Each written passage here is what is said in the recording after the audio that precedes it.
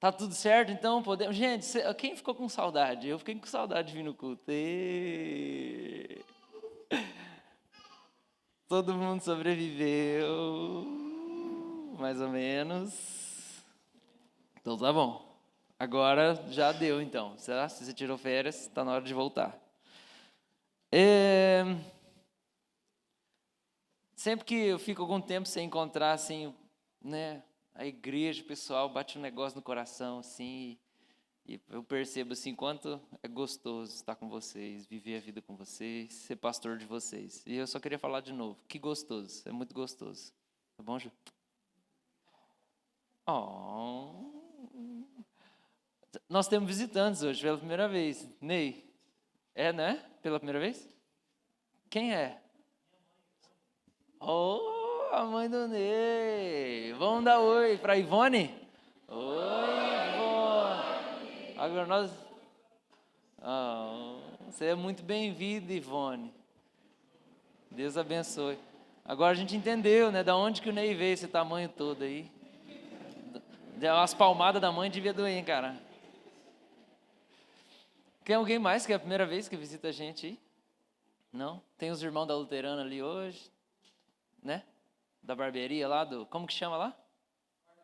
Corner. Lá na Trajano Reis. Alguém mais? Não? Primeira? Você não é a primeira vez, não, né? Segunda? Essa vez assim, ó. Segunda, pastor. Segunda. Mas como que é seu nome? Felipe. Tá, não vou fazer de novo. É só porque eu não lembrava. Então tá. Ok, podemos ir lá. Podemos ir lá.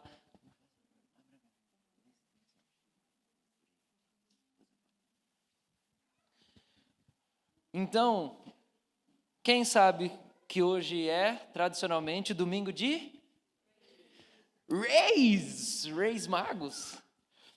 E nós vamos falar dos Reis Magos hoje. Por quê? Por quê, queridos? Porque a gente está tentando ser um pouco tradicional. É uma dificuldade muito grande para nós. Mas a gente está tentando ser um pouco tradicional naquilo que é bom, naquilo que é saudável. E na tradição da igreja, existe um calendário litúrgico. Talvez você não ouviu falar dele ainda. Mas existe o calendário litúrgico. Na luterana lá é vivo, né? Ou não? Não? Você tem umas luteranas aí que já se perderam no caminho aí. Não é muito também. Então, você veio hoje, que você vai ser acrescentado na tradição. Oi? Vamos agregar valor. Vamos lá. Então, segundo o calendário litúrgico, queridos, ele surgiu no primeiro milênio, tá? Depois de Cristo. E aí, o calendário litúrgico, ele acaba, por um simples objetivo pedagógico, o calendário litúrgico acaba dividindo o ano em blocos para facilitar o ensino nosso. Então, o calendário litúrgico cristão começa no final do ano, com os cultos de advento, que são o anúncio prévio do Natal, do nascimento de Jesus.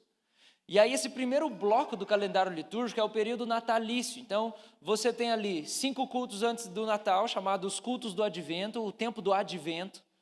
Depois você tem o Natal.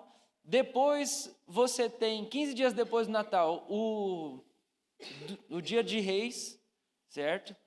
E depois, aí você encerra o momento litúrgico natalício. E depois você começa um outro período, que vai começar domingo que vem. E a gente não está fazendo arte, nada, mas eu estou explicando, porque eu quero. Então hoje a gente termina o período natalício com o culto de Reis Magos. Domingo que vem começa um outro período chamado Tempo Comum, e que é lembrado, segundo o calendário litúrgico, o batismo de Jesus. Então, de hoje para o domingo que vem, pula-se 30 anos, tá? Então, Jesus nasceu 15 dias atrás. Hoje, os Reis Magos vêm visitar Jesus, 15 dias depois. Na verdade, são uns 13 dias, mais ou menos. Então, hoje nós vamos falar dos Reis Magos, porque eu quero trabalhar em cima para dar uma educada na igreja mais nessas questões tradicionais. Tudo certo? Mas antes eu tenho uma última coisa para fazer, porque a gente fez isso ao longo de dezembro. A gente procurou honrar as pessoas que serviram a gente em 2017. Então a gente fez várias coisas, né? Mas teve coisas que não deu para ficar repetindo, né? 3 vezes. Então, por exemplo, no primeiro lá, que foi o dia da eleição, a gente fez brownies para todo mundo que liderou ministérios, diáconos, presbíteros, todo mundo recebeu homenagem. Eu também recebi, de surpresa. Depois, acabou os brownies, né? Aí foi o outro domingo, a gente deu para outras pessoas e assim por diante. E ficou uma pessoa que não recebeu a nossa homenagem. 2. 2 pessoas que não receberam a nossa homenagem. Porque nós queremos homenagear essas pessoas porque elas nos serviram nesse ano. Então, Cleiton, vem cá para a gente fazer rapidinho.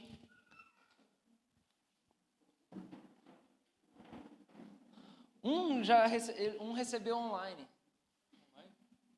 Mas nós vamos fazer de novo.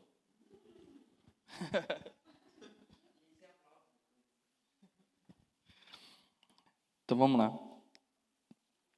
A República é grata a você por toda a sua disposição e servir sempre alegre, por amar os pobres, por ensinar, amar, se doar, aprender e crescer na palavra.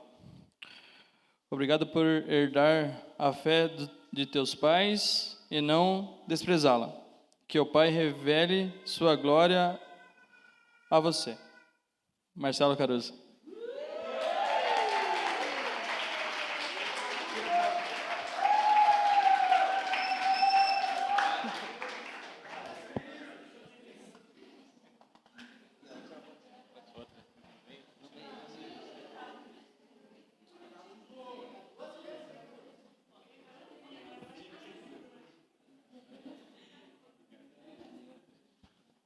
Agora, a República é grata a você por cada pregação subida, pela correria, pelo amor a Jesus, por estar aqui, por nos dar o teu melhor. Que o Espírito Santo encha teu coração do fogo, do amor e te supra em cada necessidade. João Marcos.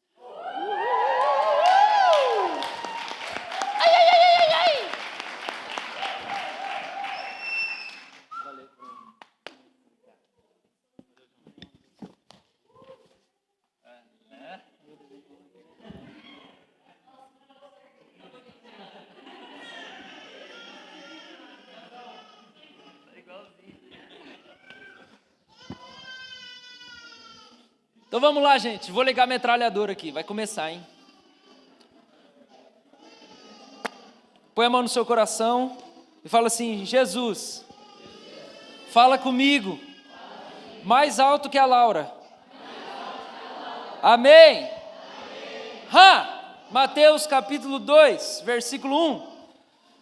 Jesus nasceu em Belém, na Judéia, durante o reinado de Herodes. Por esse tempo, alguns sábios das terras do Oriente chegaram a Jerusalém e perguntaram: onde está o recém-nascido, rei dos judeus? Vimos sua estrela no Oriente e viemos adorá-lo. Ao ouvir isso, o rei Herodes ficou perturbado e com ele todo o povo de Jerusalém. Reuniu os principais sacerdotes e os mestres da lei e lhes perguntou: onde nascerá o Cristo? Versículo 5. Eles responderam: em Belém da Judéia, pois assim escreveu o profeta.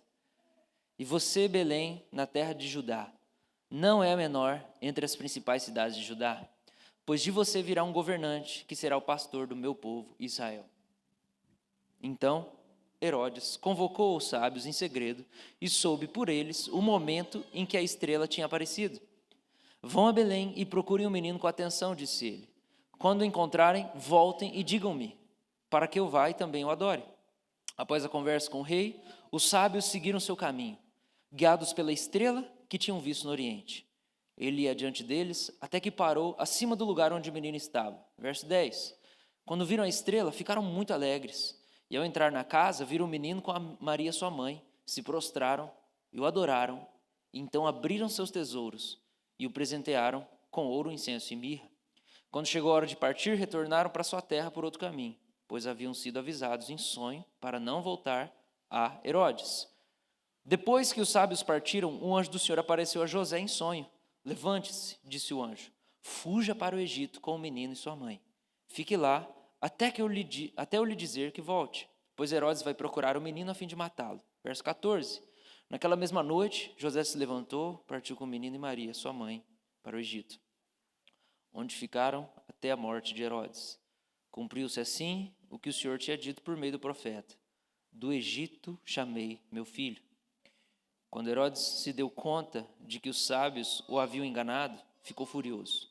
Enviou soldados para matar todos os meninos de 2 anos para baixo, em Belém e seus arredores, tomando por base o relato dos sábios acerca da primeira aparição da estrela. Com isso, cumpriu-se o que foi dito por meio do profeta Jeremias. Ouviu-se um clamor em Ramá, choro e grande lamentação. Raquel chora por seus filhos e se recusa a ser consolada, pois eles já não existem. Quando Herodes morreu, um anjo do Senhor apareceu em sonho a José, no Egito. Levante-se, disse o anjo, leve o menino e a mãe de volta para a terra de Israel, pois já morreram os que tentavam matar o menino. 21. Então José se levantou, se preparou para voltar à terra de Israel com o menino e sua mãe. Soube, porém, que o novo governador da Judéia era Arquelau, filho de Herodes, e teve medo de ir para lá. Depois de ser avisado em sonho, partiu para a região da Galiléia. E a família foi morar numa cidade chamada Nazaré, cumprindo-se desse modo o que os profetas haviam dito, que Jesus seria chamado Nazareno. Aleluia!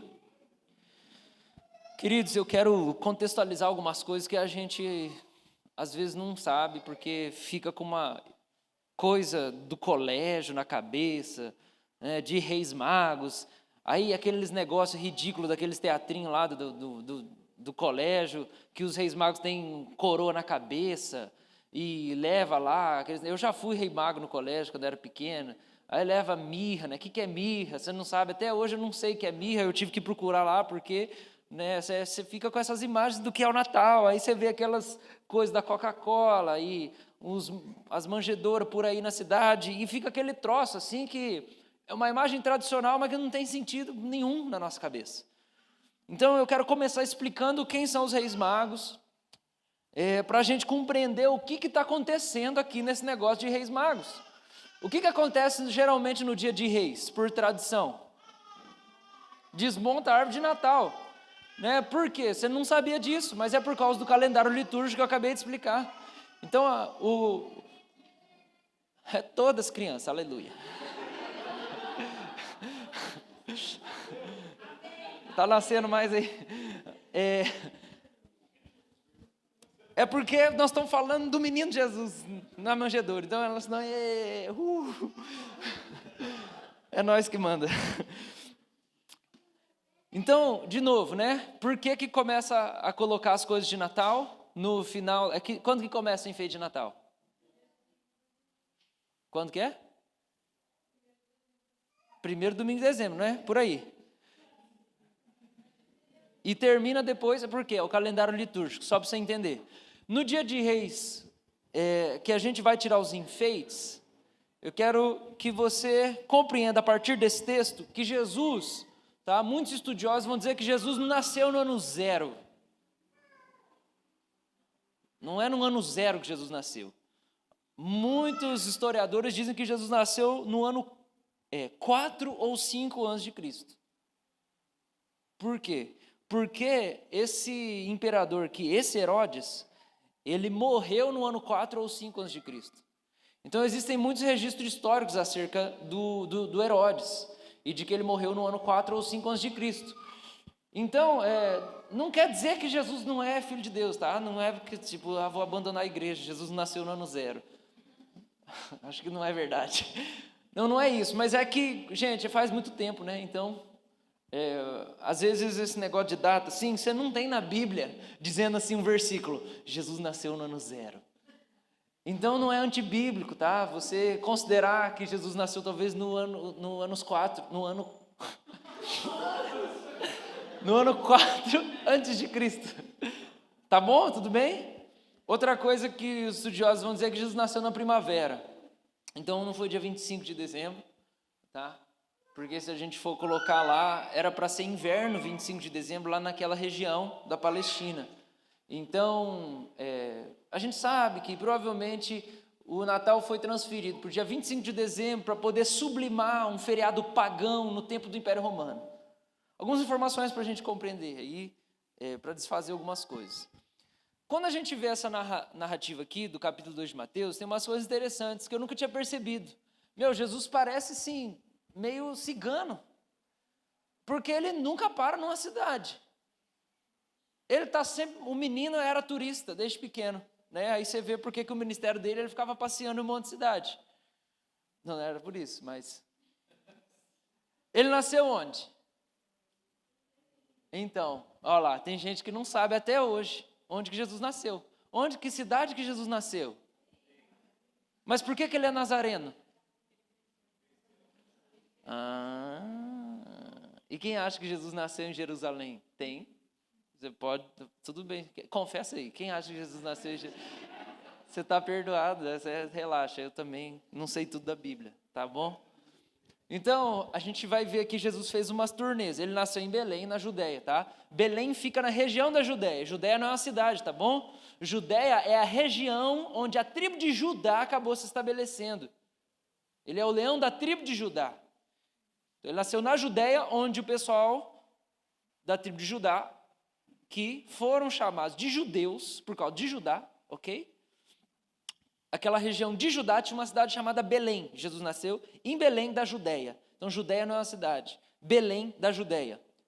Mas aí o que acontece com ele? Se você bate o olho aí no versículo 12.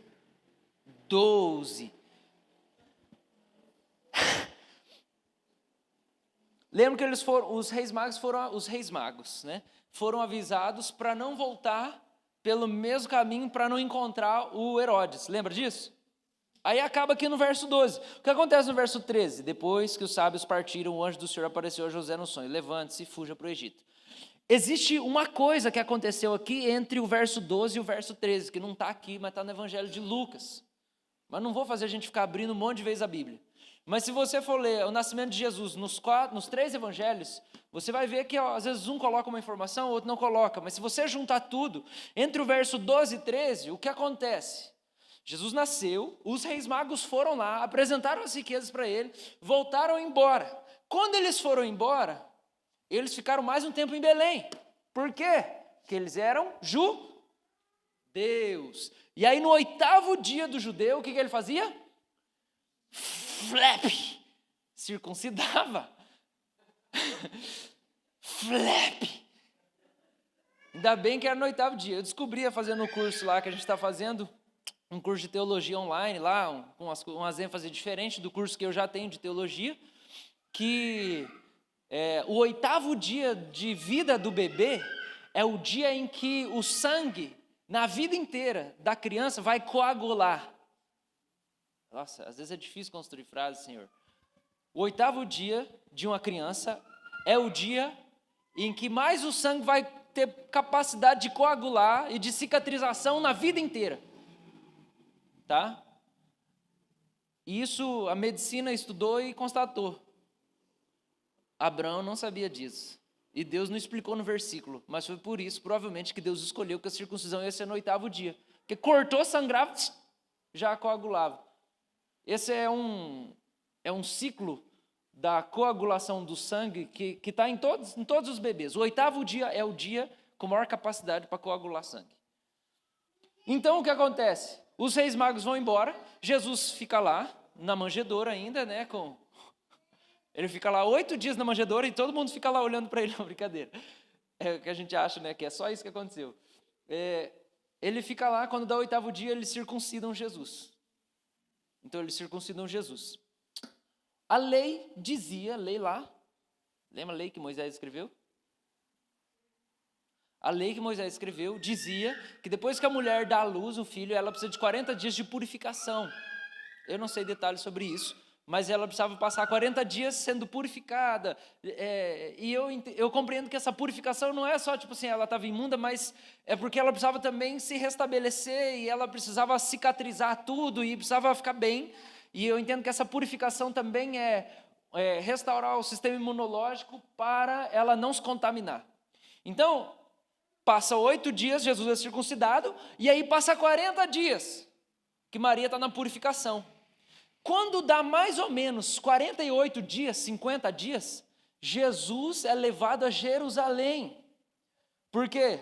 Porque a lei que Moisés escreveu dizia que o primogênito tinha que ser oferecido no templo em Jerusalém. Então Jesus é levado a Jerusalém por Maria e José e ele é apresentado no templo. E quando ele é apresentado, também era pedido oferta. Então José e Maria apresentaram 2 pombinhas, se eu não me engano, que era o que a lei dizia que tinha que acontecer. 50 dias depois, Pentecostes, é o dia que Jesus é apresentado. Então Jesus é apresentado, logo depois que ele é apresentado, lembra daquele senhor que ficava no templo falando, Senhor, não deixa morrer sem eu ver o Messias. Então, se você não sabe, está lá na Bíblia. Em Lucas, tinha um cidadão, um velhinho lá, que ficava intercedendo no templo e falando, Senhor, não deixa morrer antes de ver o Messias aparecer. E quando ele está lá, ele é profeta e Deus revela para ele que o Jesus, com 50 dias de vida, era o Messias. E aí ele profetiza sobre Jesus e tudo mais acontece. Então, esse período está aqui entre o versículo 12 e o 13, tá? Só para a gente entender. Então você vê, Jesus nasce onde? Belém, na região da Judéia.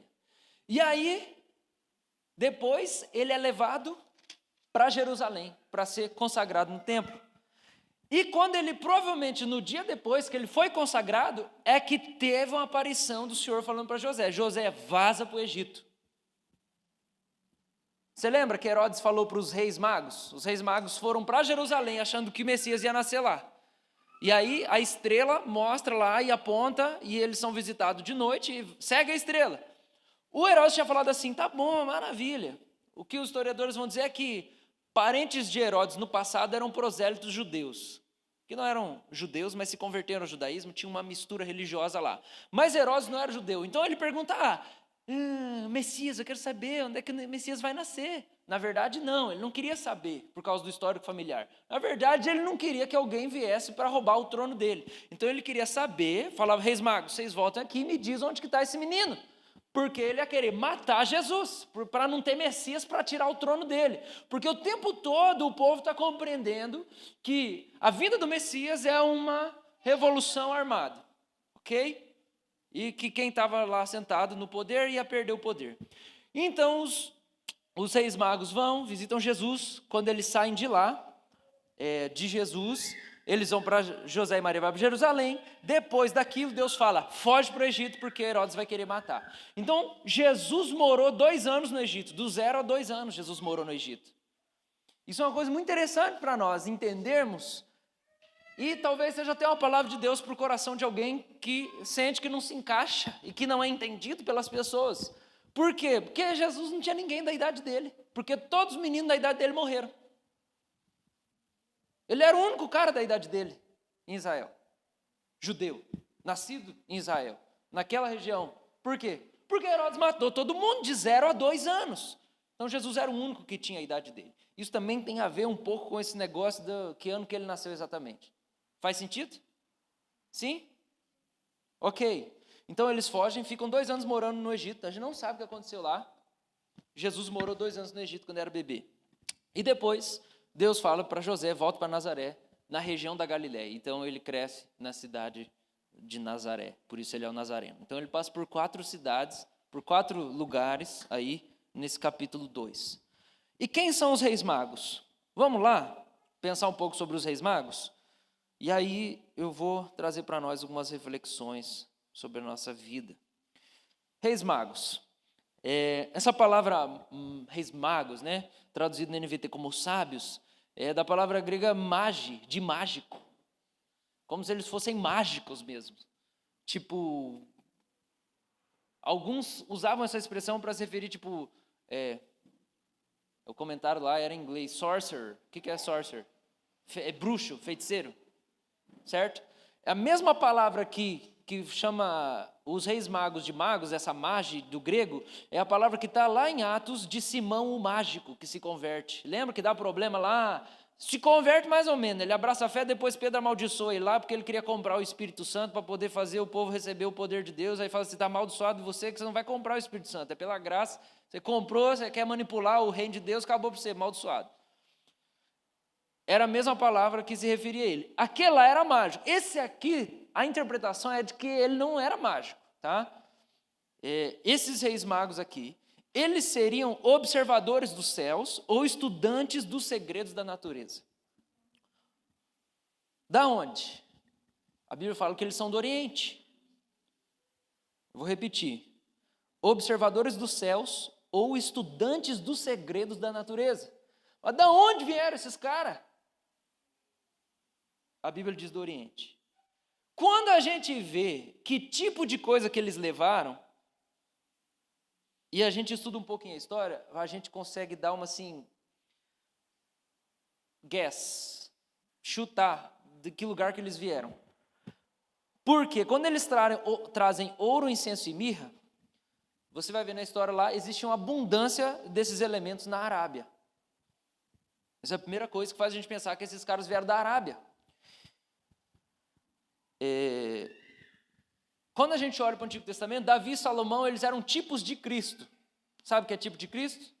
É um termo teológico. Um tipo de Cristo na Bíblia é uma pessoa que a vida da pessoa parece muito com a de Jesus em alguns aspectos. Aí você fala assim, caramba, parece que tem tudo a ver com Jesus. Eu estou abrindo um parênteses, tá? Por exemplo, Davi é um tipo de Cristo. Salomão é um tipo de Cristo. José do Egito é um tipo de Cristo. Por quê? Porque você vai ver na história deles, assim, parece um pouco com Jesus. Por exemplo, José do Egito. Qual que é a história de José do Egito? José do Egito, ele é odiado pelos irmãos. Jesus veio para aqueles que eram seus, os seus não receberam. Quem que amava José do Egito? Só o pai. E o tempo de Jesus fala assim, é o meu pai, eu e meu pai. Então ninguém gosta dele. Os judeus, Jesus é judeu, veio para os irmãos, ninguém quis saber, só o pai gosta dele. O que acontece com ele? Ele é maltratado igual o José do Egito é maltratado pelos irmãos. Aí ele fica onde? Ele fica lá embaixo. Lembra? Ele vai ser jogado no poço, depois ele vai lá como escravo, e depois ele vai para o cárcere de novo. Mas do cárcere ele vai para onde? Ele ascende até o topo do Egito. Então isso é uma figura, é um tipo de Cristo, é uma figura de Cristo, porque Cristo desceu ao mundo dos mortos e depois ele ascendeu ao céu e sentou à destra do Pai. E aí o que acontece no final da história de José do Egito? Ele ganha uma esposa gentia. José é judeu, lembra? Ele é judeu, filho de Israel. Jacó que virou Israel. E ele ganha uma esposa judia, que eu não lembro o nome dela, desculpa, gentílica, que eu não lembro o nome da esposa dele. Então, quem que é a noiva de Jesus? Nós. Quem é judeu aqui? Ninguém. José do Egito recebeu uma esposa gentílica, igual Jesus recebeu uma esposa do Pai, que é gentílica, que somos nós. Amém? É grátis. Fecha o parêntese. Isso é um tipo de Cristo. Quando você olha para Davi, você olha para Salomão, eles eram tipos de Cristo em algumas circunstâncias. E você vê que eles estenderam o reinado deles até as regiões da Arábia, e eles foram servidos pelo povo da Arábia. E aí você compreende que possivelmente isso também era um anúncio. De quê? De que os primeiros que iam glorificar Jesus viriam da Arábia. As primícias do reinado de Cristo são gentios, não judeus. Quem são os primeiros a reconhecer Jesus como Messias? Não são judeus, são gentios. É esses caras aqui, os reis magos que vieram da Arábia. Então você pensa, tinha muito ouro na Arábia, tinha muito incenso, tinha muita mirra. Você olha pela questão de Davi e Salomão, que estenderam o reinado até a Arábia e foram servidos pelos árabes. Acrescentando isso, existia naquele tempo na Arábia muitos magos, no sentido de filósofo. Só uma coisa, rei mago. Rei mago significa cadê? Está aqui em algum lugar. Os superiores, os maiorais da filosofia, da sabedoria. Então os reis magos são os mais sábios de todos do Oriente. São os 3 dos mais sábios do Oriente. E aí quando você olha lá, você já ouviu falar do Pitágoras lá na escola, na faculdade? E Porfírio, filósofo também? Eles, um pouco antes de Cristo, foram estudar na Arábia. Porque lá era considerado um lugar de muita sabedoria. E também alguns doutores judeus da época, eu já estou acabando, tá? Eu sei que você quer ouvir eu falar que você tem que mudar a sua vida e tal, essas coisas. Deixa eu dar mais um contexto histórico aqui, já nós descemos uma cacetada. Porque senão não é pregação, né? É meio aula só e tal. Outra coisa que se diz sobre a Arábia é o quê? É que alguns doutores judeus diziam que haviam profetas na Arábia, nesse tempo aqui, profetizando em nome do Senhor, que teriam recebido da fé da própria boca de Abraão, 3.000 anos antes de Jesus, quando Abraão passou por lá, nas peregrinações dele. Então, quando Abraão passou pela Arábia, ele falou do Senhor, e teve gente que creu no Senhor, e 3.000 anos depois, tinha gente lá, que ainda cria por causa do que Abraão fez 3.000 anos antes. Então, o que vai se construir acerca dos reis magos é que eles eram os maiorais da filosofia e da sabedoria, que vieram trazer as riquezas provavelmente da Arábia, o Oriente provavelmente da Arábia. O que isso diz para nós aqui? Isso diz para nós que talvez está na hora dos maiorais da filosofia se prostrarem a Jesus no nosso tempo de novo.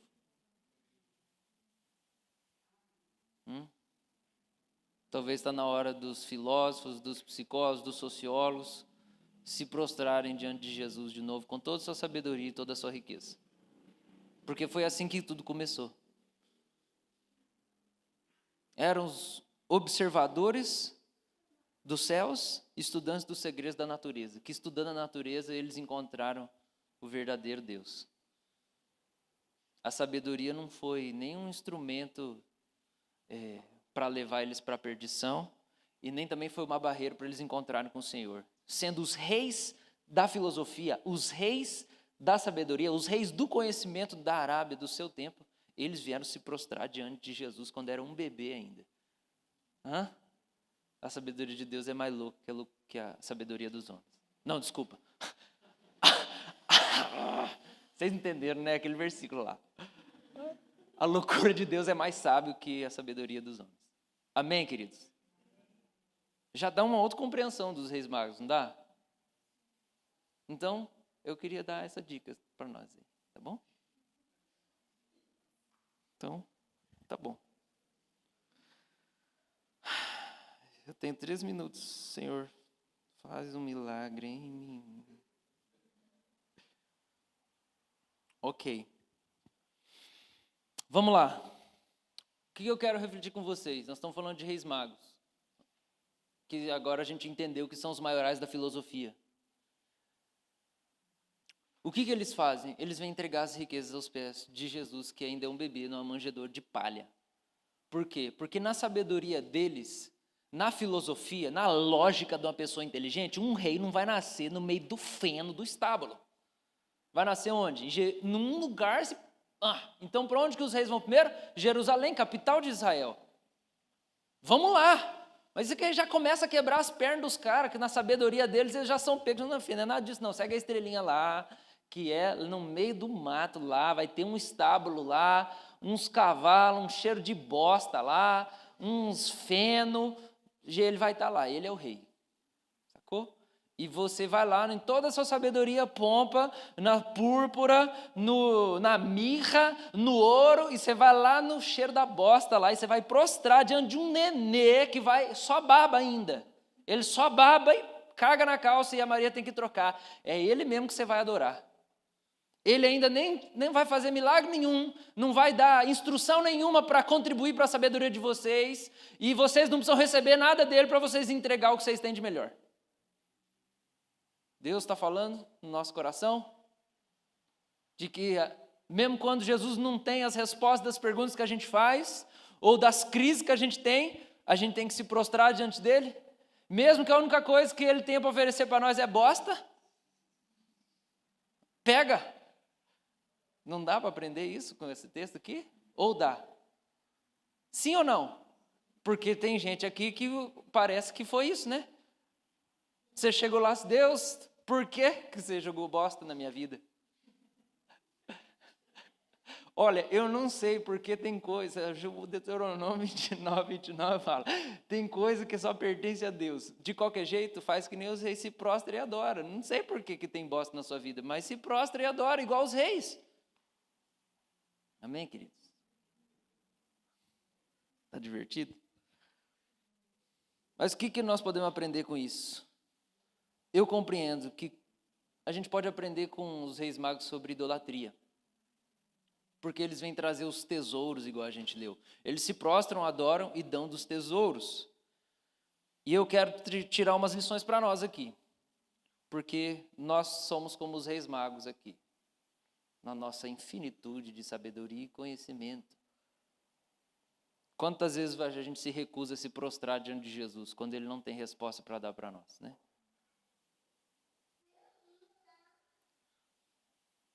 A crise de fé bate na gente quando o Senhor não responde às nossas dúvidas. Né? A gente tem uma resistência para dobrar o joelho quando Deus não responde o que a gente está querendo. Você não passa por isso? Parece que o joelho não dobra. Por quê? Porque Deus tem que fazer alguma coisa na minha vida. Não, a gente dobra o joelho quando parece que Deus não está fazendo nada também. E nós somos como os reis magos, queridos. Nós temos coisas para oferecer para o Senhor. Agora a questão é que quando a gente priva o rei de receber o nosso melhor, esse melhor que a gente privou Jesus de receber, vira nosso ídolo. Vou repetir. Quando privamos o rei de receber o nosso melhor se torna o nosso ídolo. Os reis da sabedoria precisaram se prostrar a um rei maior que eles. Seguir a estrela até a manjedoura significa adentrar uma jornada de busca pelo Rei Jesus. O que os reis magos fizeram? Eles se despiram de toda a pompa, de toda a realeza, eles pegaram o tesouro deles e se tornaram súditos de um bebê. Querido, mesmo quando parece que as ordens que Jesus dá para você é a ordem de criança, mesmo quando parece que a inteligência de Deus parece a inteligência de um nenê, você precisa oferecer para Ele a sua riqueza. Você precisa oferecer seus tesouros. Mesmo que quando você está na crise, você tem que oferecer o que você tem de melhor para Ele. A gente continua oferecendo para Jesus nosso melhor quando parece que Ele não tem inteligência. Você já viveu isso? Você não tem dúvida de nada da sua vida? Você não tem conflito com nada da sua vida? Não tem nenhuma área da sua vida que você fala assim, parece que não está dando certo. Senhor, parece que o Senhor me chamou, mas parece que eu não sei o que é. E eu estou aqui esperando, eu estou sendo fiel, e aquele homem não se converte. E a varoa não chega, e o meu homem não chega, e eu estou fazendo tudo, Senhor. Parece que o Senhor não está inteligente. Não tem isso, não. Você não tem vontade disso, não vou prostrar, não vou. Reis magos ensinam para nós isso. O nosso problema é que se a gente não entrega os tesouros para Jesus, nas fases da nossa vida, em que Jesus parece que não é inteligente, isso se torna os nossos ídolos. Se a gente quer ver Jesus, se a gente quer ver o Cristo, a gente tem que fazer esse movimento. Como que chega para ver Jesus? Você chega entregando tudo que você tem. Então você tem que virar súdito para você ver Jesus. Esquece que você é o rei da sabedoria, esquece que você é o rei do seu trabalho, esquece que você é o rei do sei lá o quê, da sua casa, porque tem gente que é rei da casa, né? Todo mundo ama, é o filho, mas é o rei da casa, é a filha, mas é a rainha da casa, que sabe mais das coisas, que é mais articulado na vida, que tem mais sagacidade, que é mais bonito, que é mais não sei o quê, que é o rei da casa. Você tem que virar súdito se você quer ver o rei. Por quê? Eles só vieram ver Jesus porque eles viraram súdito, eles pegaram o que eles tinham de melhor e eles vieram servir. Então a gente sai do trono para a gente ver o rei Jesus. Isso aconteceu lá no capítulo 6 de Isaías, versículo 1, fala assim: no ano da morte do rei Urias, eu vi o Senhor assentado no trono. Esse é um símbolo para nós. Do quê? Primeiro tem que morrer o rei para você ver o outro sentado no trono. No ano da morte do rei Urias, eu vi o Senhor sentado no trono. Aqui os reis, no dia que eu parei de querer viver como o rei, não, você está entendendo o que eu estou falando, certo? Porque a gente é sacerdócio real e a gente é nação santa e nós somos da realeza, mas no dia em que a gente deixa a soberba, no dia em que a gente deixa de estar sentado no trono da nossa vida, aí a gente vê o Senhor sentado no trono, aí a gente vê o Cristo. Para ver o Cristo eu preciso pegar e assim, vou virar súdito. Queridos, Deus não responde curioso. Deus não responde curioso. Você ficar só perguntando, Deus, o que você tem para a minha vida? Ele não fala para mim. Ele não responde curioso, ele responde gente disposta. Você tem que virar súdito. A intimidade do Senhor são para aqueles que temem Ele, não são para aqueles que são curiosos.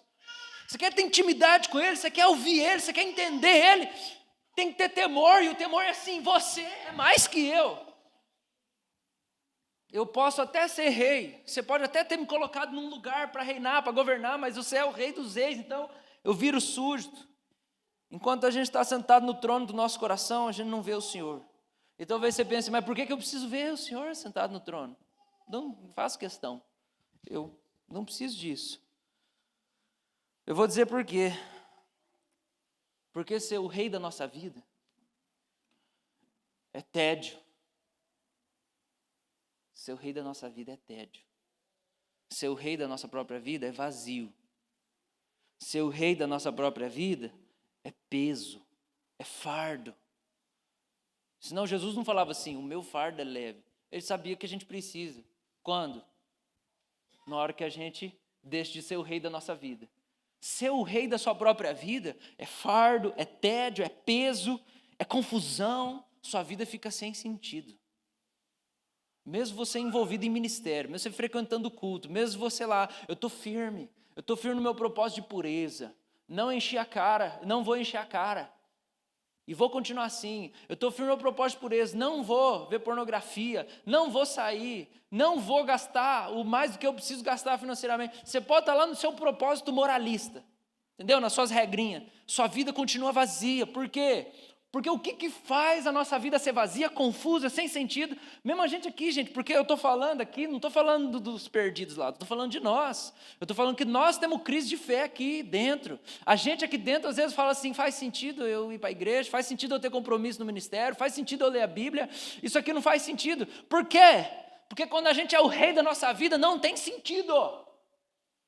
E o jeito de restaurar é olhar para Ele.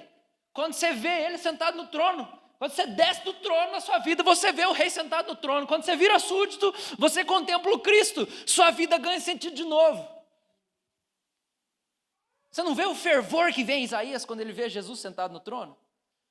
Meu Deus, minha boca é suja, eu vou morrer. E Deus, não, calma, você não vai morrer não, filho. Por quê? Cara, ver o Cristo é vitalidade. Ver o Cristo é vida dentro de você, é paixão dentro de você. Ver o Cristo é o que restaura o sentido de tudo. Ah, por que eu estou casado com essa mulher? Não, é por causa das crianças. A hora que você vê o Cristo, você vai ver porque você está casado por ela. Porque você vai voltar a amar ela, você vai querer morrer por ela, igual ele fez. Perder a visão do Cristo faz a gente viver em crise. Nossa vida fica sem sentido, não importa se é diácono, se você é presbítero, se eu sou pastor. Eu posso pregar aqui para vocês domingo após domingo, porque Deus deu dom para mim. Deus me deu um dom de pregar, um dom de ensino. E pode chorar um monte de gente e eu viver na crise. Porque eu posso fazer isso sem estar contemplando o meu Senhor. E eu posso fazer isso. Quando que eu não contemplo o Cristo? Quando eu estou sentado no trono do meu coração. Eu sou o meu próprio rei. Eu sou o meu próprio rei. Isso é idolatria. Então os reis magos chegaram e falaram assim, ó, tudo no pé do menino, que só faz cocô. E nós não sabemos o que ele vai fazer ainda, não tem garantia de que ele vai ser o Messias mesmo, mas vamos pôr tudo no pé dele. Já passou por isso? Meu irmão, minha irmã, você já passou por isso? Eu não tenho garantia do que o Senhor vai fazer, eu não sei o que Jesus vai fazer. Será?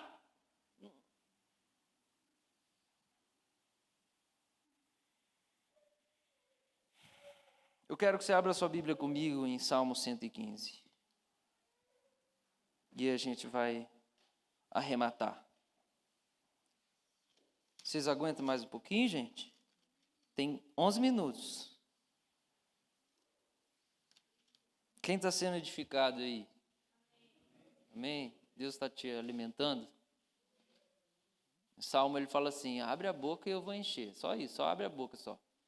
Então, só você não ficar mexendo no celular aí, pensando no sei lá o que, quando você vai passar o carnaval. Né? Abre o seu cérebro, abre a sua boca, abre o seu coração, que ele vai te alimentar. Salmo 115. Não a nós, Senhor, não a nós, mas ao teu nome seja toda a glória. Por teu amor e por tua fidelidade. Porque as nações dizem, onde está o Deus deles? Nosso Deus está nos céus e faz tudo como deseja. Seus ídolos não passam de objetos de prata e ouro, formados por mãos humanas. Tem boca, não falam, olhos não veem, ouvidos não ouvem, nariz não respiram, mãos não apalpam, pés não andam, garganta não emitem som. Aqueles que fazem ídolos e neles confiam são exatamente iguais a eles. Revista Atualizada fala assim, que aqueles que adoram ídolos se tornam como eles. E aí é um princípio que a gente sabe que é imutável. Você fica igual ao que você adora. Com o que uma pessoa parece? É só você olhar para a vida dela, você já descobre o que ela adora. Quem que ela adora, né? Se você quer cada dia ser mais você mesmo, né, você vai ficar cada dia mais parecido com você mesmo, porque você adora você. Né? Agora, se você adora Jesus, cada dia você vai sair uns pedaços, né? Vai sair pedaço. Amém? Eu quero que saia pedaço de mim. Nossa, eu tenho que ter uns pedaços grandes, que eu sou louco para sair mesmo assim, para ir flap. Que eu não quero ser mais essas coisas. É uma luta do dia a dia. Eu tenho vivido algumas coisas aqui, eu abri um parêntese, abre parêntese. Tenho vivido algumas coisas, umas perguntas que eu tenho feito para o Senhor nos últimos meses. Eu tenho falado, Senhor, é possível criar uma cultura a partir só da Bíblia? É possível criar uma cultura a partir só da Bíblia? Ou será que eu preciso conhecer gente que vive a coisa que a Bíblia diz? Porque parece que eu não conheço gente que vive todas essas coisas aqui maravilhosas. Você pode me transformar só a partir da Bíblia ou eu tenho que aprender com outra pessoa? Porque eu olho para minha vida e eu penso assim, eu quero que saiam uns pedaços de mim, por favor, Senhor. Toda manhã eu falo, Senhor, me ajuda, eu quero mudar. Eu quero ser transformado, Senhor. Eu quero ser mais parecido com você. É você que eu adoro, não é eu mesmo. Não está gostoso ser eu. Não está gostoso, não é gostoso. Fecha parêntese.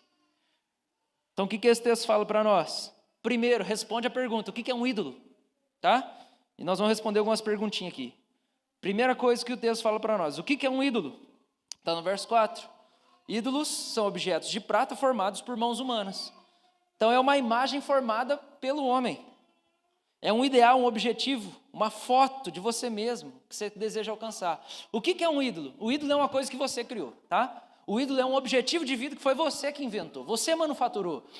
Você consegue imaginar o seu futuro? Oi? Algo idealizado, segundo a nossa psicóloga aqui, Cláudia Nasser. Nós idealizamos. Você consegue imaginar o seu futuro? O que você pensa do seu futuro? Eu vou dizer para você, alguma coisa vem na sua cabeça aí. Pode ser a empresa bombando lá, né? O meu futuro é que a empresa bomba, Senhor. O meu futuro é a igreja cresce. O que você pensa para o seu futuro? Casadinho lá com os meninos, com as crianças. Quero ter trigêmeos, quadrigêmeos. O que você pensa para o seu futuro? Vou dizer, isso aí que você pensa para o seu futuro tem duas possibilidades de origem. Ou é você mesmo que criou, ou Deus colocou no seu coração. E o texto vai falar assim, o ídolo é uma coisa que o homem mesmo cria. Então, o que é um ídolo? É um objetivo, vou pegar aqui emprestado, é uma idealização que você faz, mas que foi você mesmo que fez. Você não recebeu esse negócio de Deus. Sabe por quê? Porque na hora de você colocar no pé dele, você segurou. Na hora de fazer que nem o rei mago, falou assim, não, senhor, eu deixo para lá. Eu dou o meu melhor, eu abro meus tesouros, eu dou para o Senhor. Sabe meus sonhos, sabe meus projetos, sabe aquele negócio. Eu deixo no seu pé, se for para acontecer, acontece. O cara mais parecido com Jesus é o cara mais renunciador de sonho que existe. Sabe por quê? Porque ele não se preocupa em garantir o próprio futuro dele. Ele acredita que o Senhor vai conduzir ele. Sabe por quê? Porque os filhos de Deus são guiados pelo Espírito, não são guiados pelos sonhos. Eu sou guiado pelo Espírito de Deus. Eu não sou guiado pelas ideias que eu crio acerca do meu futuro. Ser planejador é bom. A Bíblia fala que nós temos que planejar. Mas a pessoa que mais parece com Jesus é a pessoa que mais renuncia a sonho. É a pessoa que mais coloca no pé do menino os tesouros que tem. Fala assim, Senhor, lembra Tiago? O que Tiago escreve? Ele fala assim, não, você não vai dizer, eu vou fazer isso, aquilo. Você fala assim, se o Senhor quiser. Entendeu? Se o Senhor quiser, eu vou fazer isso, aquilo. Por quê? Porque eu não controlo mais, eu não tento manufaturar, eu não tento forjar, eu não tento modelar o meu futuro. Então é assim, eu planejo isso, mas assim, estou sossegado. Se acontecer, aconteceu. Se não acontecer, não tem problema. Por quê? Porque eu coloco no pé de Jesus todo dia. Porque eu não quero ser o que eu crio para mim mesmo. Eu não quero o ideal que eu tenho para mim mesmo. Aí qual que é o problema? Jesus. O problema é, quando a gente não entrega, não é bravo não, gente, é paixão, tá? Não é braveza, eu amo vocês. Quando a gente não entrega, a gente fica igual, está aqui no verso 5. Até 8. Como é que fica a sua vida? Tem boca, mas não fala. Tem ouvido, mas não ouve. Tem mão, mas não toca. Tem nariz, mas não cheira. O que é isso? Literalmente, é uma vida sem sentido. Você não tem mais sentido. Os seus olhos não veem, seu ouvido não ouve, seu nariz não cheira. Gente, eu amo cheiro. Eu gosto de cheiro. Sua mão não toca. Por quê? Porque você idealizou e você foi atrás. Idealizou. Não foi Deus que te deu. Foi você que criou. Aí qual que é o problema? Isso aí era um ídolo. Aí como é que ficou sua vida? Sem sentido. Então deixa eu dizer, filho, sua vida está sem sentido? É porque você está correndo atrás do seu ídolo que você criou para você. Sabe por quê? Jesus fala que o que ele tem para nós é vida eterna. E vida eterna é uma vida que não acaba. Quando que acontece? Essa vida que não acaba, essa paixão, esse amor, esse negócio que arde, que fala assim, eu vou onde você quiser. Eu largo tudo por causa de você. É uma vida dentro de mim. Mas eu renunciei, meus ídolos. Eu renunciei o que eu queria. Agora você fala assim, é você, velho. É você. É só você que eu quero. Eu queria com 23 anos estar casado. Eu queria com 25 anos que a igreja tivesse 1000 pessoas. Eu queria não sei o quê. Nada acontece. O problema é você mesmo que eu quero. Pode frustrar, frustra de novo, frustra 10 vezes de novo. Frustra os meus projetos, frustra os meus sonhos, me decepciona. Conquanto que eu não pare de olhar para você. Porque é isso que eu quero. Porque eu não quero, velho, ter uma igreja de 1000 pessoas, estar casado com 23 anos, ter isso, aquilo, meus negócios pessoais, e aí meu olho não enxerga, meu ouvido não ouve, minha boca não sente gosto, meu nariz não cheira, e minha vida não tem sentido. É por que nós temos um monte de celebridade suicidando, né? Com tanto dinheiro, tomar fama, por quê? Porque eles seguiram o que eles idealizaram. Idolatraram, ganharam o mundo inteiro, perderam a alma, perderam o sentido. Você entende? É literalmente sentido. Não é para filosofar, não, é sentido. Você sente? Ou você não sente mais? É uma pergunta para você responder. Você ainda sente? Você ainda sente? Ainda existe a sensação de amor? Ainda existe a paz que excede entendimento? Ainda existe, a alegria do Senhor é minha força? Existe ou não tem mais sentido nenhum? Você não sente mais nada? Então, filho, é você que sabe. Você que sabe. Foi você que escolheu andar nesse caminho aí. Vai ficando sem sentido mesmo.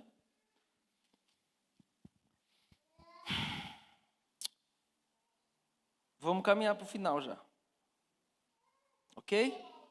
Então, só uma coisinha que eu escrevi. O que a idolatria faz com a gente?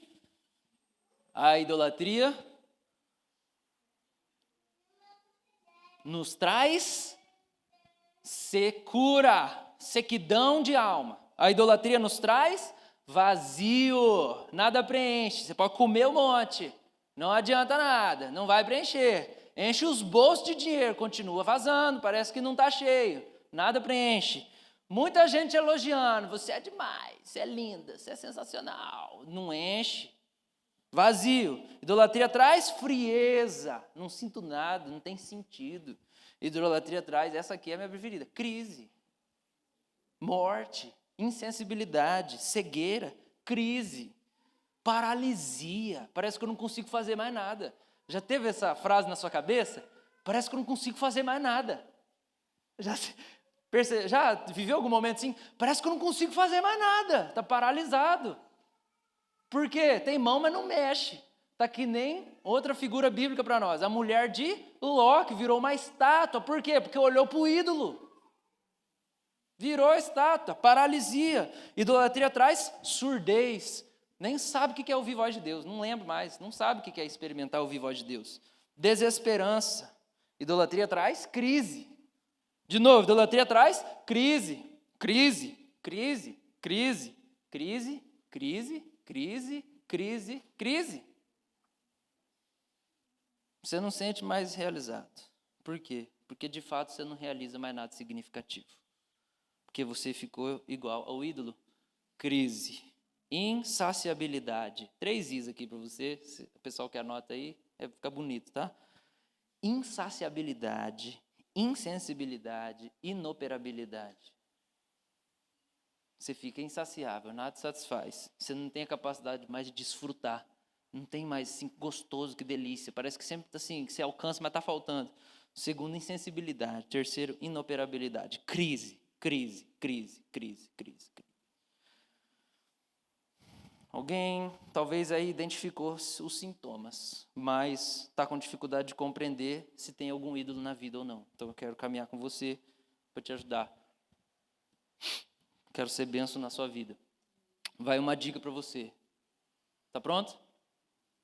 Você identificou o sintoma, mas assim, mas eu tenho ídolo, será? O sintoma está aqui, mas não sei. Acho que não. Ídolo. Não, eu sou uma bênção. Vamos lá, uma perguntinha para você. Tá bom? O ídolo é uma coisa que você não compartilha. O ídolo é uma coisa que você não compartilha. O ídolo você mantém, você guarda, você segura, você protege, você esconde dos outros quando eles estão chegando perto. Você já comprou um chocolate caro e quando alguém chegou dentro de casa... É um chocolate caro que você comprou e não tinha ninguém dentro da casa. Você... Não tem ninguém, vou agora. Aí você vai assim, agora não tem ninguém aqui. Você começa a abrir aquele chocolate, você vai comer. De repente você ouve o barulho de tranca. Meu Deus, tem que esconder. Aí você joga debaixo do travesseiro, sei lá. É isso que a gente faz com o ídolo. O ídolo você quer esconder. O ídolo você não quer compartilhar. O ídolo você pega e diz, não, vão ver. Não, é meu, é só meu. É só meu. Você já teve essa reação? O ídolo é um negócio que a gente protege a qualquer custo. Então tá, eu vou... Alguns comportamentos do idólatra, tá? Quando a gente está idolatrando. Alguns idólatras são agressivos, quando sente que o ídolo vai ser compartilhado. Outros se vitimizam. Outros sobem na torre de marfim intelectual, começam a falar, não sei o quê, não faz mais sentido. Alguns idólatras são sarcásticos, para poder proteger o ídolo. Alguns idólatras se isolam das pessoas. Outros falam muito. Outros exibem suas qualidades, seus feitos. Alguns fazem de tudo para sorrir, convencer as pessoas que está tudo perfeitamente bem consigo mesmo. Tudo isso para esconder o ídolo com pressa, ao invés de compartilhar a vida, as bênçãos, os sonhos, as dádivas, as alegrias do coração. Talvez você se convenceu aqui que você tem que se livrar do teu ídolo, então eu quero te ajudar. Putz, eu vou ter que pular isso aqui, não vai dar certo, é muito texto bíblico. Ok. Você conhece a história de Jacó? Jacó foge da casa do pai dele, fugindo do irmão para não morrer. Aí vai para a casa do tio. Aí ele fala assim, eles casavam entre família. Tinha pouca gente na terra. Lembra? Lá no começo de Gênesis, então casavam entre os primos mesmo, não tem problema. Entre irmão não, mas entre os primos. Aí chega no tio lá e fala assim, tio, quero a Raquel. Aí ele, então tá bom, trabalha 7 anos para mim, filho. Tá bom. Aí trabalhou 7 anos, vamos casar. Fizeram a cerimônia. Eu não sei o que aconteceu na lua de mel, mas foi a outra que foi para a fita. Aí, né, ele acorda assim, opa, não sei, gente, não sei. Como que o cara dormiu com uma achando que era outra, né? Então não beba no seu casamento, tá bom? Em nome de Jesus. Eliezer, tá chegando aí, não beba.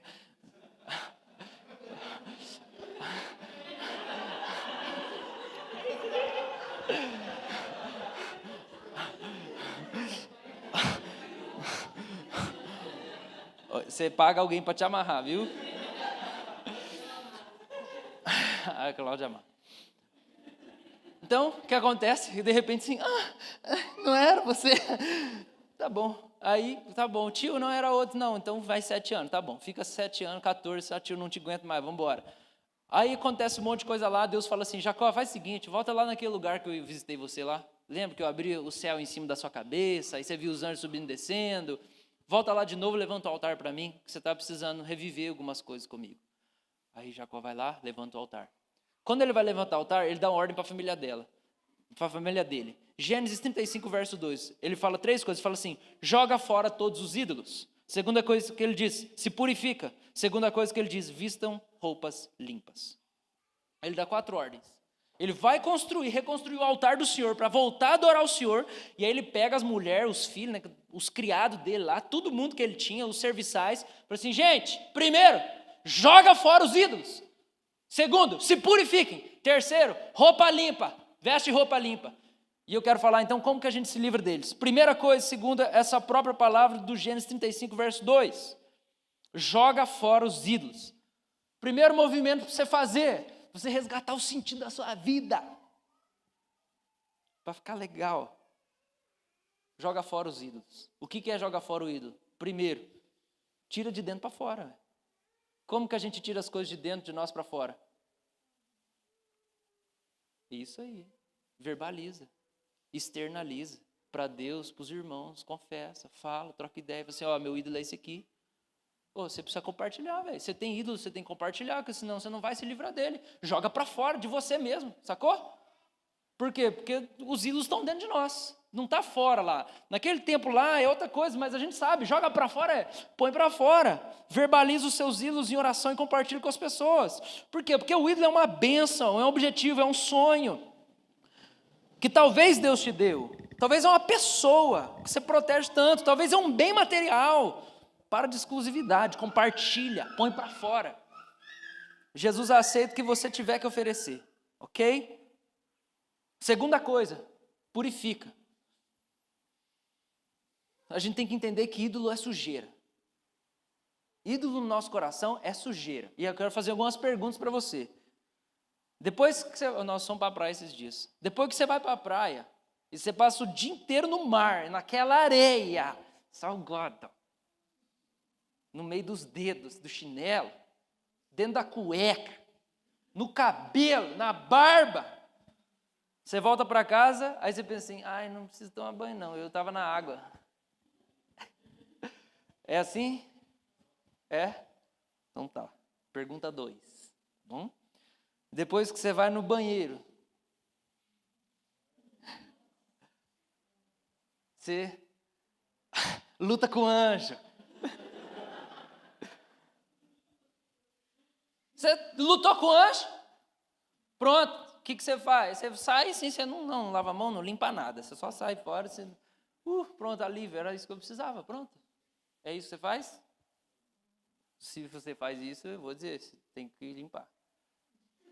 Pergunta 3, depois que você acorda, você toma café, vai trabalhar, você almoça, aí depois você volta a trabalhar, você vai para casa, você vai para academia, você janta, você dorme, você não escova o dente, fala assim, não, isso aí é bobeira, eu não comi doce hoje. Tem gente que faz isso, né? Então, tá acabando as perguntas, tá? Então, aproveita. Então, tá, você faz café da manhã na sua casa lá. Então, você faz café da manhã, você cozinha, você faz o almoço, aí depois você volta, você faz a janta lá, né? Faz a janta lá, Flávio, pro Cleito, pro Isaac. A Tati está em algum lugar, faz a janta lá também. Maria Helena faz a janta, né, Maria? O leite lá vaza sempre da chaleira, é leite. Todo dia que eu vou lá, o leite escorre. Ainda acontece todo dia, mesmo sem eu ir lá. Tá certo. Você não transborda o leite. Então, beleza, você faz tudo isso. Aí você deixa as louças na pia, você deixa as panelas na pia. E aí, o que você faz? Você dorme. Aí, no outro dia, você acorda. Aí, o que você tem que fazer? Você tem que tomar café. Aí, você vai lá, e aí você usa o mesmo filtro sem lavar para fazer café. Né? Claro, todo mundo não precisa lavar. Você vai pôr café de novo ali, por que você vai lavar? A mesma panela, sem lavar, que você fez aquele estrogonofe, você fala assim, é gostoso o estrogonofe, por que eu não posso, né, usar ela com o resto do estrogonofe de ontem para fazer arroz ou sei lá o quê? Né, o prato que estava lá sujo de ovo, né? Você fala, não preciso lavar não, eu gosto de ovo. E aí você põe comida e você come nele. Todo mundo faz todas essas coisas, né? Você vai para a praia, você não toma banho, você não escova o dente, você luta com o anjo e não limpa nada. Então, como é que a gente consegue ter sujeira no nosso coração? Se a gente não aguenta viver sujo do lado de fora, como é que a gente aguenta viver sujo do lado de dentro? A palavra de Jacó é: purifica, pelo amor de Deus, vai lavar essa cara aí. Lava esse coração, pelo amor de Deus. Você vai ficar desejando esses negócios, até quanto se livre desses ídolos? Está insuportável viver com você. Agora você pensa que o Criador do Universo vive dentro dessa porqueira. Não, lava esse quarto aí, lava esse coração, lava essa cabeça. Amém? E último, veste roupa nova. No Novo Testamento, vestir roupa nova é mudar de hábito. Então, a primeira coisa que você faz para livrar do ídolo é o quê? Compartilha, verbaliza. Não é para curtir, é para compartilhar.